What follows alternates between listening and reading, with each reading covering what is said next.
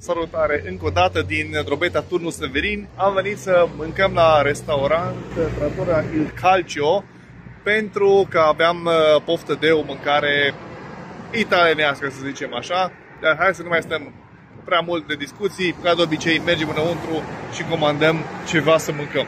Se pare că așa arată intrarea. Și hai să intrăm.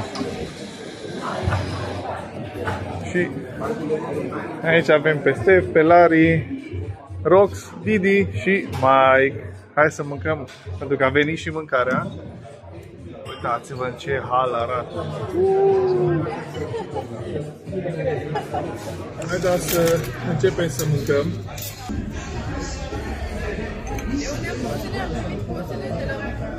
Aș mai vrea niște parmezan, dar nu știu ce se întâmplă cu asta e risotto celălalt. Da, la asta că comanda niște risotto, dar nu o să uite nimeni la noi, ca să putem comanda.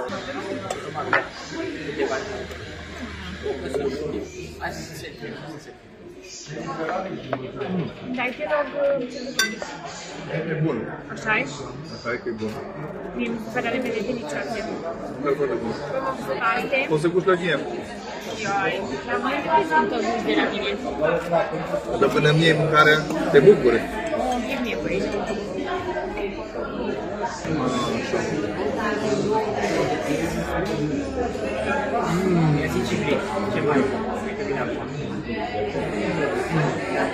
E bune.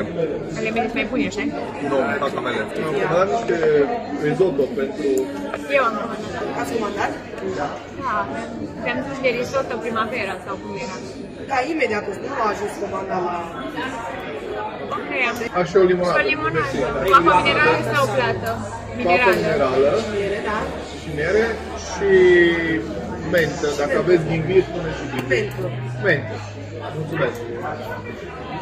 Da, nu știu cum ți se pare ție mâncarea asta, dar mie îmi place. Și parmezana vreau să mă cer, extraordinar. Ți-a dus, de obicei ți-a dus parmezan de la Nu, e 14 lei exact asta. Da? Așa zice. Pe meniu. Eu de obicei când am mâncat aici, mi-am adus mereu. Acum, da. Până acum a fost frumos. Dar în Banda nu-l mai ai.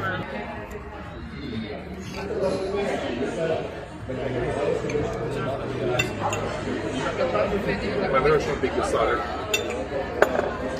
Eu cred că mâncăm noi săraci, cred că asta e problema. Și știi ce mai aș mai vrea? Uite.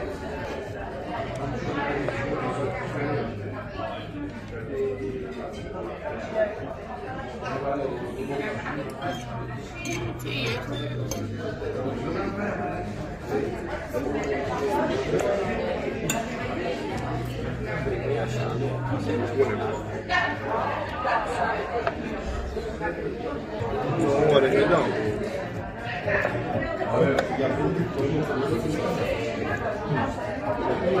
De asta folosesc lingura. Că nu pot să iau sos, trebuie. Pot să mănâncă păretele cu lingura. Simplu. Ok?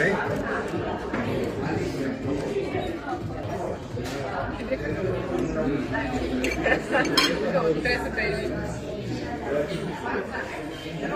Nici nu mă mai puteți spune. Da, mie îmi plac pastele astea bune. Limonadă cu mentă și cu miere.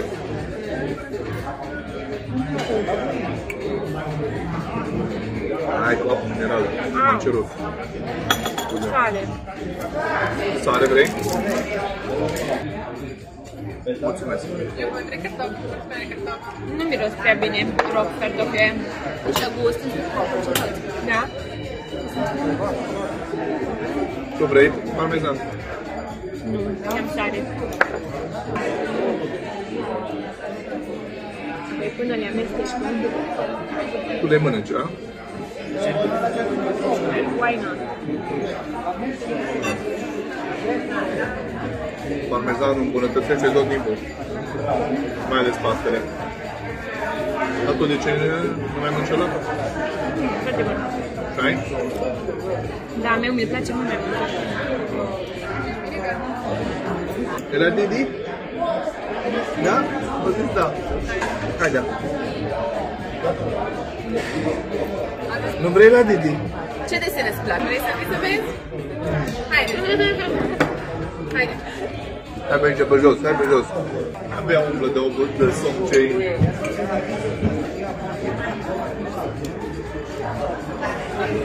El ar mai fi dormit, cred. Da, dar deja s-a pus pe cealaltă deja de ceva vreme. Da. Dacă fac publicitate.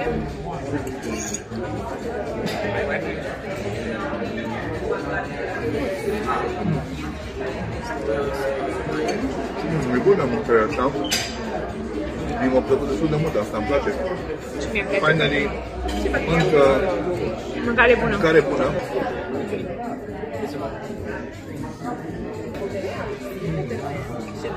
Știi cine este verde?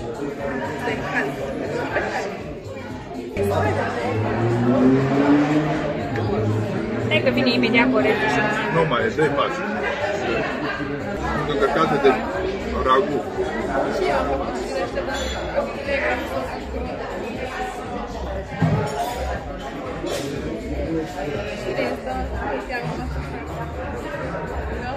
știu cât de mozzarella. E atât de mult ragu că am impresia că e prea mult. Și o să mănânc chiar cu de lingură.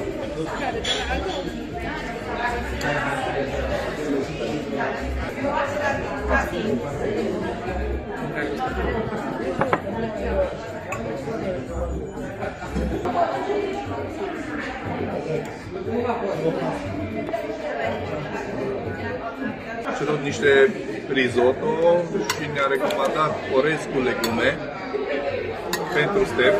Cum vrei să mănânci?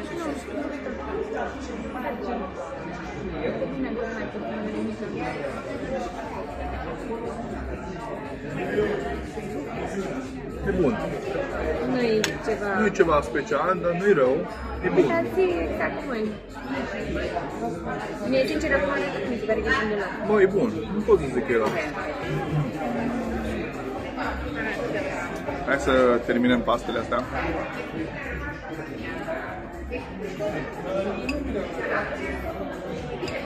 Fără discuție, cel mai mult ragu care l-am întâlnit la niște paste cu ragu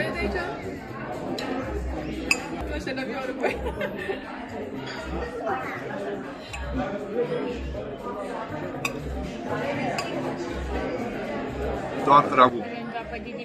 Nu pot zice că a fost rău, vreau mult ragu chiar.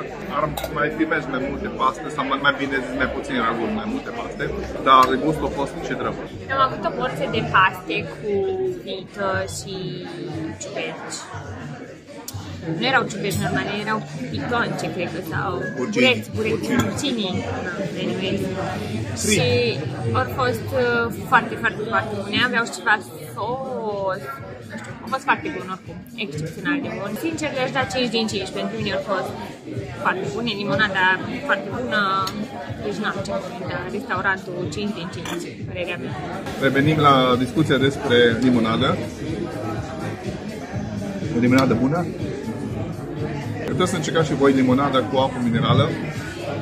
Uitați pur și simplu apă minerală înăuntru, e foarte bună. Concluziile de final, mâncarea a fost bună, chiar neașteptat de bună.